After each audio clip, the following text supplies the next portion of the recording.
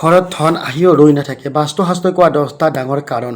নমস্কাৰ বন্ধু বান্ধৱীসকল, আপোনালোক সকলোকে মই স্বাগতম জনাইছোঁ। আপুনি বহুত কষ্ট কৰে, ধন উপাৰ্জন কৰে, কিন্তু মাহৰ শেষত চালে টকা ঘৰত ক'ত গ'ল বুজি নাপায়। কিন্তু কেতিয়াবা অজানিতে খৰচ বাঢ়ি গৈ থাকে। তেতিয়া কাম হোৱাৰ আগতে বাধা আহে। কেতিয়াবা ঘৰত অশান্তি বাঢ়ি যায়। বাস্তুশাস্ত্ৰ মতে এনে কিছুমান কাৰণ আছে যিবোৰে ঘৰৰ ইতিবাচক পৰিৱেশত প্ৰভাৱ পেলাব পাৰে। আজি মই 10টা গুৰুত্বপূৰ্ণ ইম্পৰ্টেণ্ট কথা ক'ম। ভিডিঅ'টো শেষলৈকে চাই থাকিব, কাৰণ শেষৰ পইণ্টটো বহুতে ইম্পৰ্টেণ্ট হয়। প্ৰথম কাৰণ, ঘৰৰ মূল দুৱাৰ। বাস্তুমতে ঘৰৰ মূল দুৱাৰ হৈছে শক্তি প্ৰৱেশৰ পথ। যদি মূল দুৱাৰৰ ওচৰত আপোনাৰ আৱৰ্জনা জমা হৈ থাকে বা জোতা চেণ্ডেল খেলি মেলিকৈ হৈ পৰি থাকে, তেনে ঘৰখন ঠিক নহয়। সেয়েহে সদায় মূল দুৱাৰ সদায় পৰিষ্কাৰ কৰি ৰাখিবলৈ চেষ্টা কৰিব। দ্বিতীয় কাৰণ, ভগা ঘড়ী।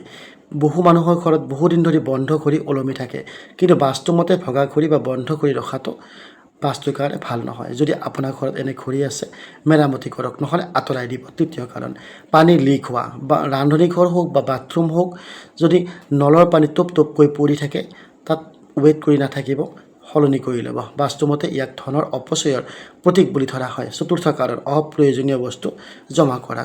বহু মানুহে ভগা বস্তু, পুৰণি কাপোৰ, নষ্ট ইলেক্ট্ৰনিক সামগ্ৰী বছৰৰ পিছত বছৰ ধৰি জমা কৰি ৰাখে। ইয়াৰ ফলত ঘৰখন অপৰিপাটি হয় আৰু প্ৰয়োজন নোহোৱা বস্তু সদায় আঁতৰ কৰি ৰাখিব। পঞ্চম কাৰণ, পূজা স্থান সদায় অপৰিষ্কাৰ কৰি ৰখা। যি স্থানত আপুনি পূজা বা প্ৰাৰ্থনা কৰে, সেই স্থান সদায় পৰিষ্কাৰ হ'ব লাগে। পৰিষ্কাৰ ঠাইত মন সংযোগ ভাল হয়। ষষ্ঠ কাৰণ, অন্ধকাৰ কথা। যদি ঘৰৰ কিছুমান অংশ সদায় আন্ধাৰ হৈ থাকে, তেন্তে সেই ঠাইত সদায় সময় কটাবলৈ ভাল নালাগে। সেয়েহে পোহৰ আৰু বতাহৰ ব্যৱস্থা কৰিব। সপ্তম কাৰণ, ঘৰত বাৰে বাৰে কাজিয়া।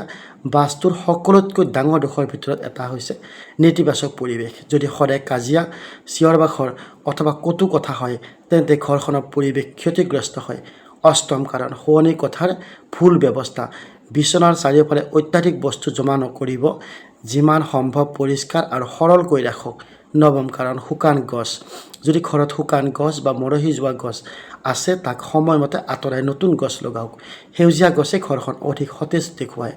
দশম আৰু শেষ কাৰণ, নিজৰ চিন্তা। বাস্তুশাস্ত্ৰতকৈও শক্তিশালী হৈছে মানুহৰ মন। যদি আপুনি সদায় ভয়, চিন্তা আৰু নেতিবাচক কথাত ব্যস্ত থাকে, তেন্তে জীৱনত আগবাঢ়িবলৈ কঠিন হয়। ইতিবাচক চিন্তা কৰিব, নিজৰ লক্ষ্যৰ বাবে কাম কৰিব আৰু ঈশ্বৰৰ ওপৰত বিশ্বাস ৰাখিব। বন্ধু বান্ধৱীসকল, এই 10টা কাৰণৰ ভিতৰত আপোনাৰ ঘৰৰ কোনটো আছিলে, কমেণ্টত নিশ্চয় লিখিব। ভিডিঅ'টো ভাল লাগিলে লাইক কৰিব, শ্বেয়াৰ কৰিব আৰু চেনেলটো ছাবস্ক্ৰাইব কৰি বেল আইকনটো অন কৰিব পাহৰি নাযাব।